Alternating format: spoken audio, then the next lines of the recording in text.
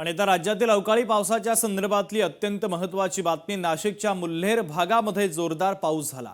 वादळी वाऱ्यासह गारपीट झाल्यानं शेतकऱ्यांच्या पिकांचं मोठं नुकसान झालंय। संकटामुळे आता शेतकरी हवालदिल झालेला आहे।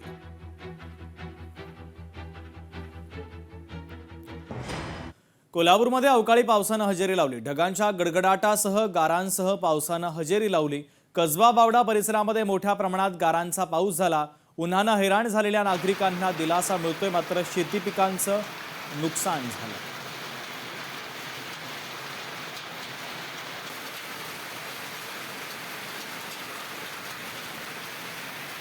बारामतीला गारपिटीचा मोठा तडाखा बसला। बाबुर्डी शेरेवाडीसह जिरायती भागामध्ये जोरदार पाऊस झाला। पाण्याच्या टंचाईमुळे शेतकरी सुखावलेला आहे।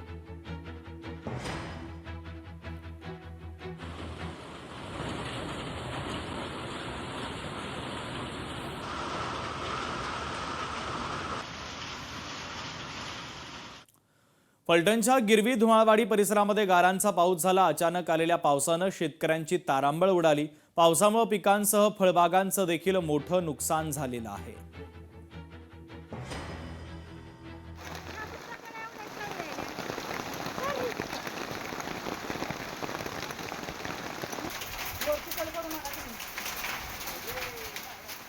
निफाडमध्ये अवकाळी पाऊस झाला तर कोटमगाव खानगाव या ठिकाणी गारपीट झाली, तर पावसानं काढणीला आलेल्या पिकांचं नुकसान झालंय।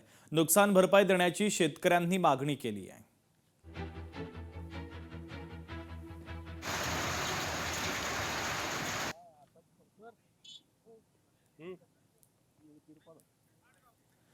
पावसाळ्यापूर्वी मिठी नदीची साफसफाई कशी होणार? मिठी नदीतला गाळ काढण्यासाठी ठेकेदार मिळत नाहीये। मुदतवाढ देऊन देखील ठेकेदार नाहीये। अटी शिथिल करून देखील ठेकेदारांनी कोणताही प्रतिसाद दिलेला नाहीये।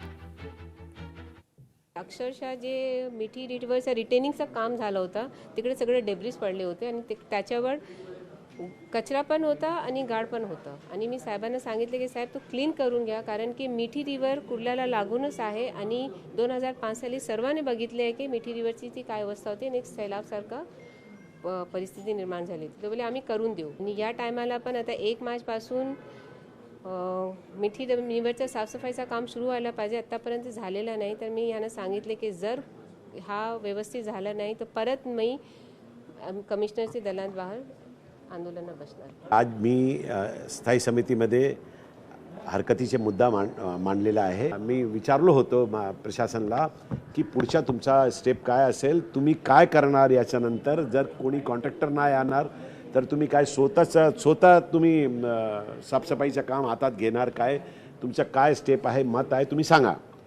तर आयुक्तांनी पुढच्या सभामध्ये सगळ्या काय त्यांची निवेदन आहे ते मांडणार असं त्यांनी जानकारी दिलेली आहे।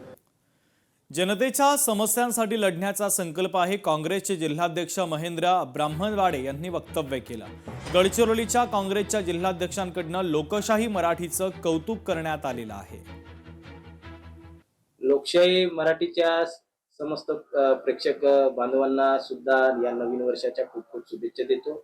लोकशाही वृत्तवाहिनी आमच्या जिल्ह्यातल्या विविध समस्याला घेऊन सातत्यानं लढत असते आणि वेगवेगळ्या समस्या सरकारपर्यंत पोहोचवण्याचं काम लोकशाही करत असते। आणि या लोकशाहीला सुद्धा या नवीन वर्षामध्ये आणखी भरभराटी मिळो अशी सुद्धा या नवीन वर्षाच्या निमित्ताने शुभेच्छा। लोकशाही मराठी ऐका, पहा, जागरूक रहा।